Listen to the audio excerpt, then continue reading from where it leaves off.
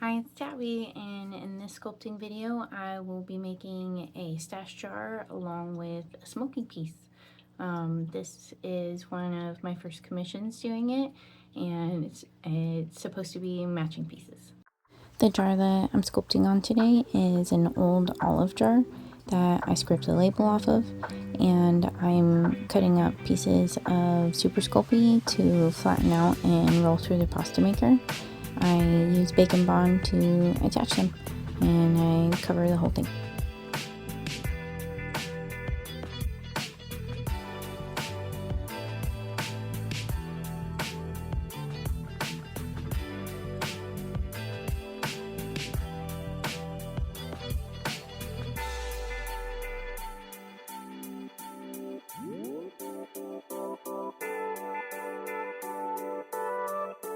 This is going to be a fairy house mushroom, so I am rounding out the top to create the top of the mushroom on the lid, and I will tape on more aluminum foil to build it up without creating weight.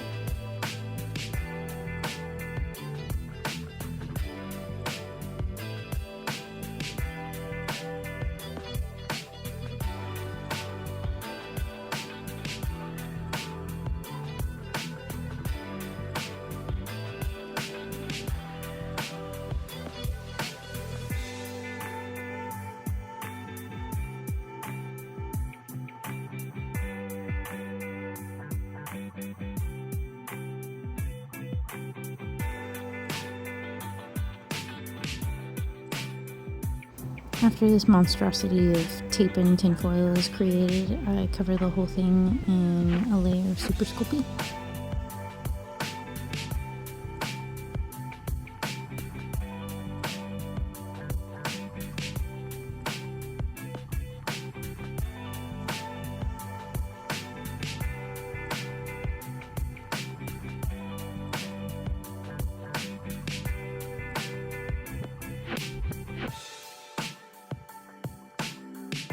I realized that I made a mistake and I cut the bottom off of the mushroom so that I can add some more aluminum foil in the armature. This is just getting way too deep and pitted, and I wanted more of a puffier look anyways, so I go back in and I add another layer. Now it's easy to re-add the layer of removed clay and fill in the gaps.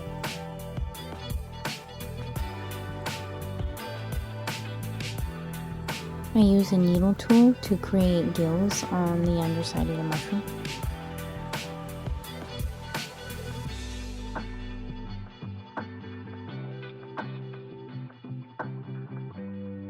This is going to be a little fairy house, and so I am starting with snakes of clay to make little window frames. And I'm imagining this with having like a spiraling staircase, so on the outside I have like progressively spiraling up windows.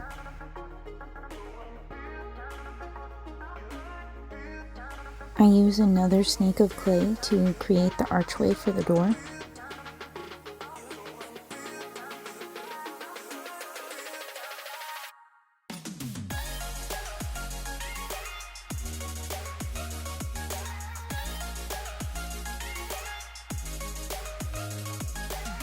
After smoothing the snake of clay in, I create a stone texture for all of the doorway and all of the window arches.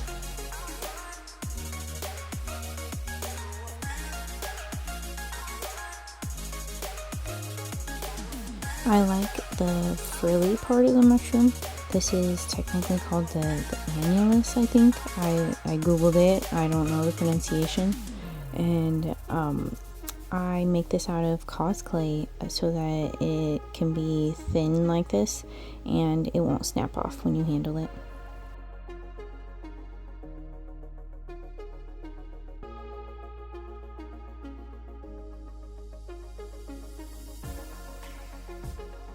I want this to be a wooden door, so I create individual planks. I sculpt and glue little squares of clay to create hinges, and I poke little holes in them so that they have bolts, and I use a tiny little ball of clay for a doorknob. I want more texture on my stone, so I use a clean toothbrush to rough it up a little bit. I'm ready to move on to the smoking piece, and I cover it in a layer of bacon bond and then sheets of clay. I'm planning on sculpting this into a tree, so that is the basis of how I'm starting this idea.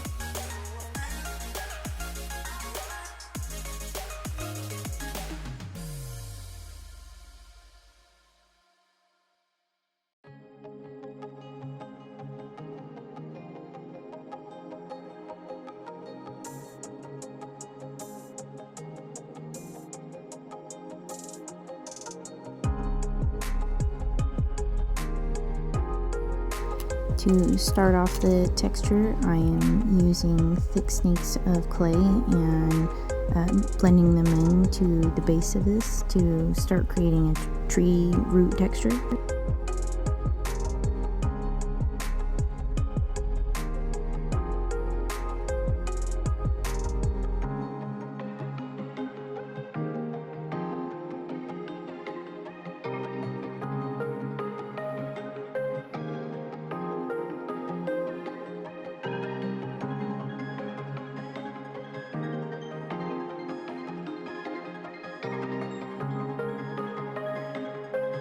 This, as it is, isn't reading tree to me, so I really want to extend it and make it look like roots, like reaching for the ground.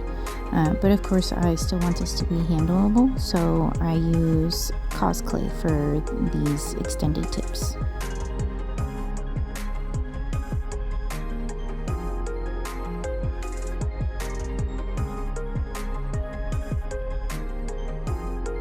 Apparently I forgot to put clay on the stem piece, so that's what I'm doing.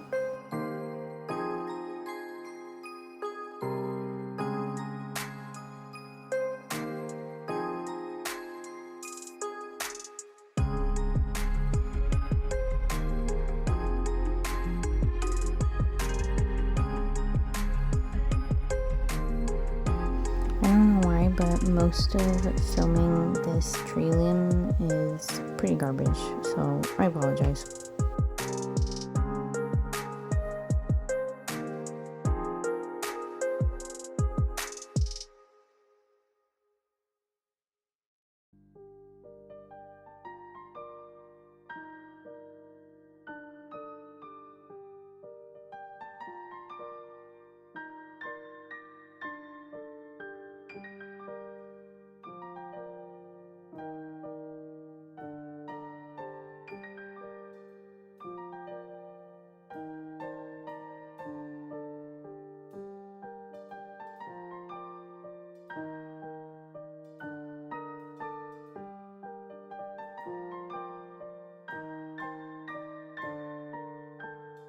This starts off with 3 holes in the neck due to the way that the glass is sculpted with an ice catcher, and I do put one limb in one hole, and I create holes and like knots out of the other 2, so it looks a little like part of the tree.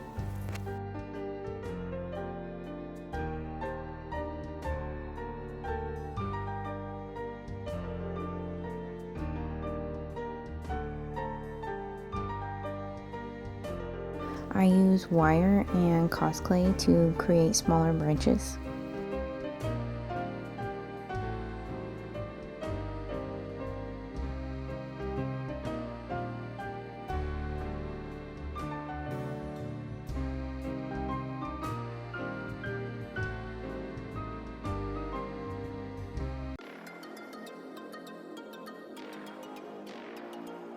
When I edited this footage, all of it was literally the limb in the way, and I was so upset that I spent so much time making texture, and this is about all the part that you get to see in focus. I made a wooden swing seat off of camera. I'm going to be sculpting a Tinkerbell inspired fairy swinging on this. This is my first moving sculpture. I decided to do this because ADHD runs in my family, and who I'm making this for has ADHD, and I really thought that she would enjoy this little stem. I make the armature for the fairy out of aluminum wire.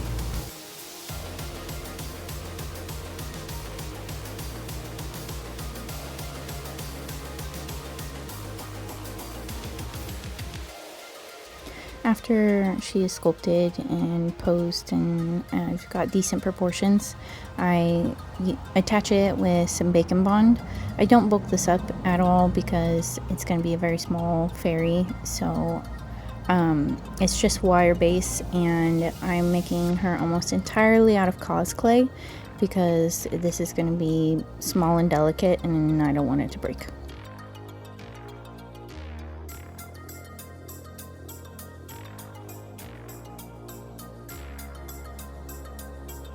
For the arms and legs, I take a snake of clay and I cut it about in half and open it up so that I can put it over the wire.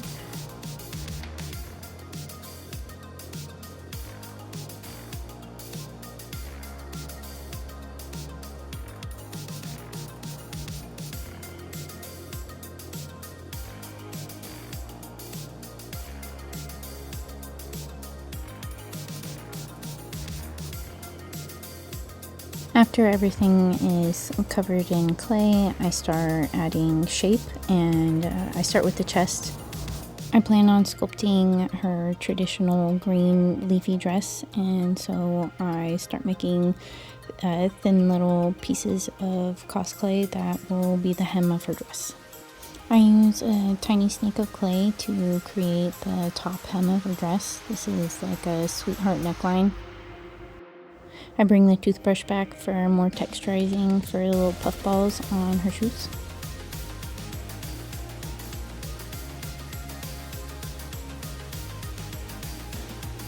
I really wanted to sculpt detail in her face despite how small she is, so I'm using a Super Sculpey Living Doll, and this stuff is really great for small detail. And I use varying tools to create the shape and size of her face and map it out at first, and just add and take away clay until she looks cute.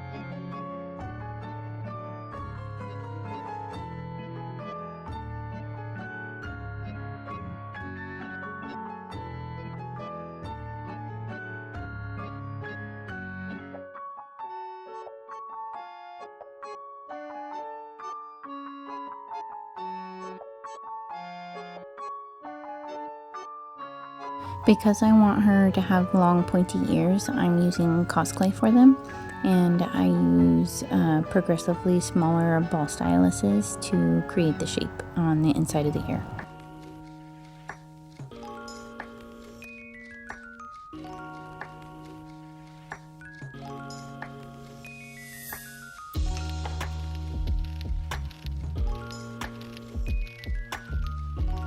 I'm honestly pretty happy with how she turned out.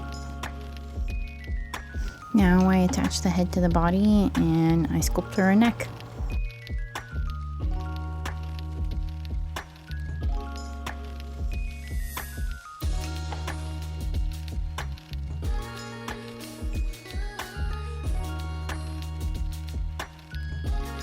I decide to sculpt the hair. So I attach this with more bacon bond to the pre-baked head, and I add a layer of living doll on top of it.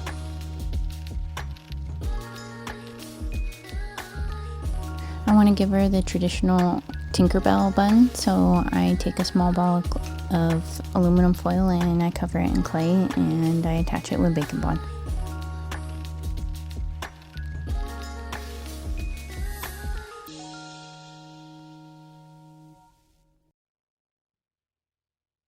Now that I have the shape of her hair sculpted, I want to add texture, so I do that with a needle tool.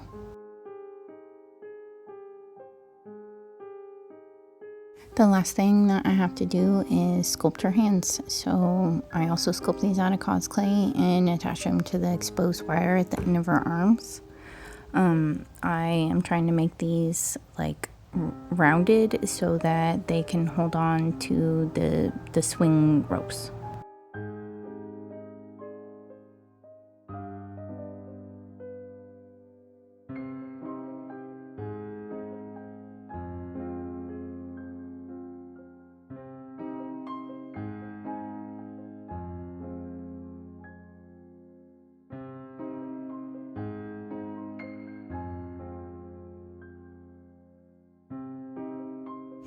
The last thing that I need to do is make her some wings. So I take a thin strip of cause clay and cut them out in the shapes that I want them, and then I attach them to small wires.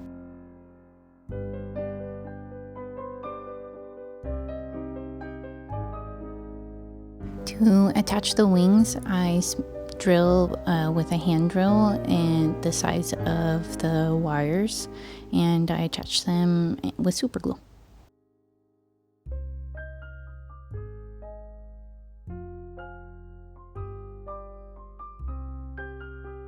Now that everything is sculpted and baked, it's time to paint, and I start with blocking out the largest areas of color. So I start with the brown of the tree and the red of the top of the mushroom. After the base brown, I dry brush repeatedly with progressively lighter browns over the raised areas to make the texture more visible.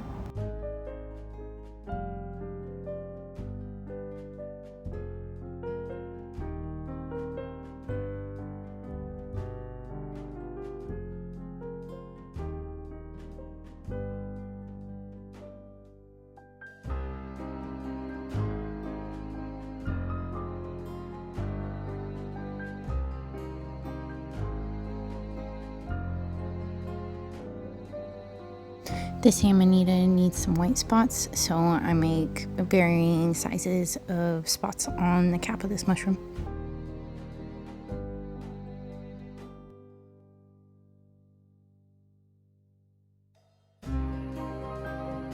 I give the underside of the mushroom several layers of white paint.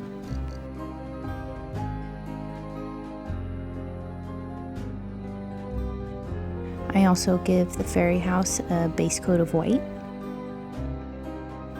The windowsills and the doorway all get a base coat of gray.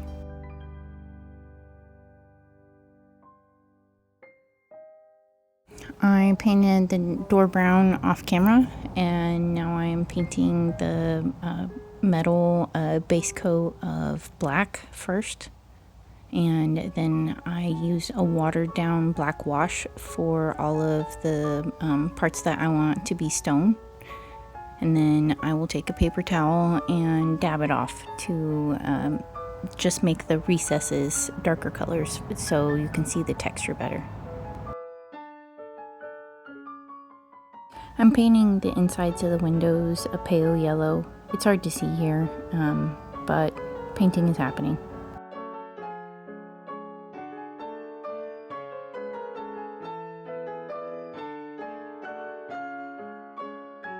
For the underside of the mushroom cap, I will use a purple wash that I will also dab away with a paper towel so that the recesses and texture of the gills are more visible.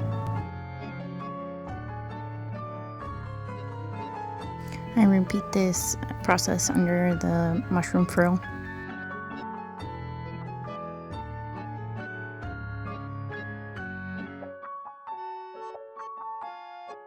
I give the windows a coat of glossy varnish. It's finally time to start painting the fairy, and I start with her hair. I use yellow ochre as a base. I dry brush over this with progressively lighter yellows to draw attention to the texture.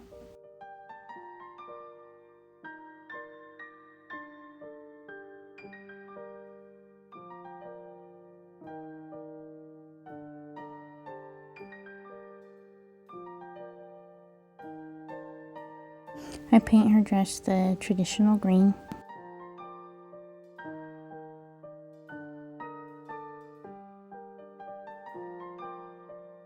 I'm using a color shift green over the base of green to, I don't know, just make it look prettier. I think it's very fairy. Her shoes are green too.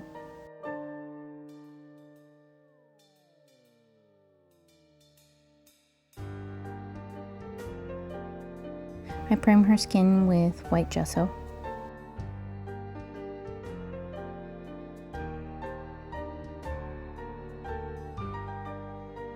I painted her wings blue off screen, and I'm going over them with a blue-green color shift.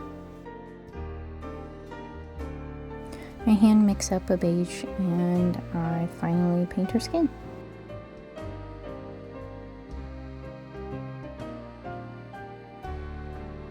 Now it's time to paint the details, and I start with the whites of her eyes.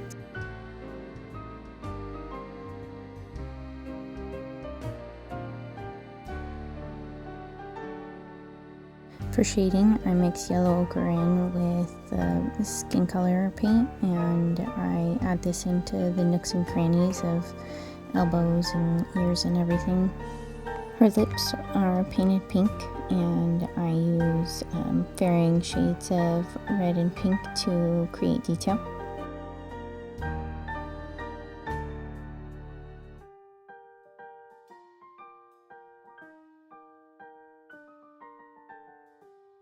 I paint her eyes with a darker blue, and I highlight them with a lighter blue.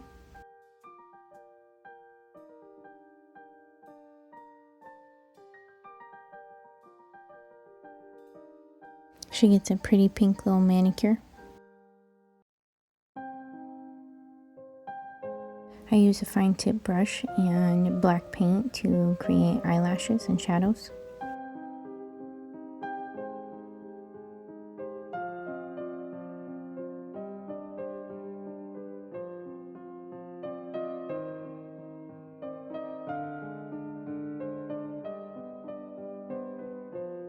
I paint her eyebrows with the same color as her hair.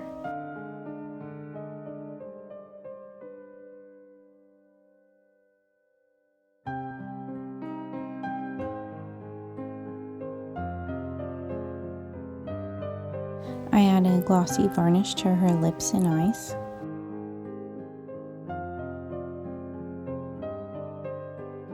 I'm trying to start the traditional wooden swing with some little tiny ropes hanging from a tree.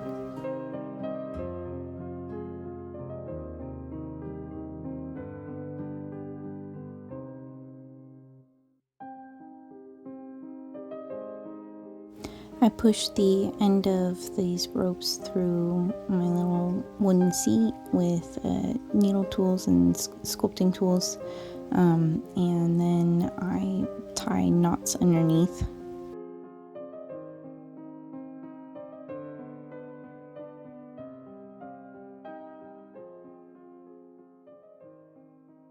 I check that she fits before I tie the final knots.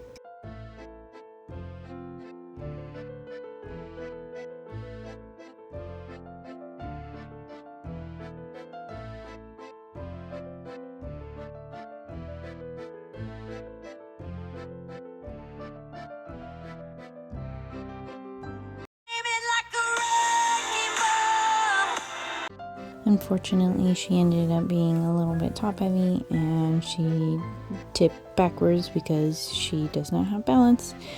So I'm adding floral wire to this.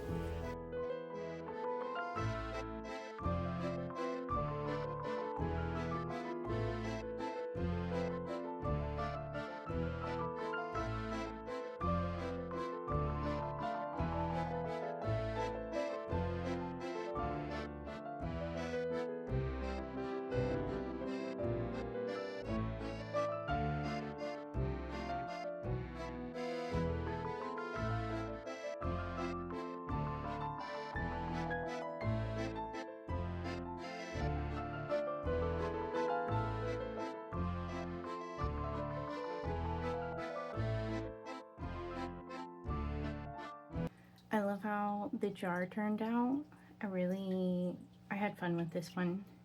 I've done quite a few laminitas, but I really love how together it's a whole scene. I mean, I could have done it matchier, but that's not really my style, and I wanted it to have purpose, and it's fun. You know, I could have done her, posed her in so many different ways, but I like how I did it. It's very me. And when I asked for what she wanted, she said specifically like in my style, so it's in my style. Thank you for watching me sculpt.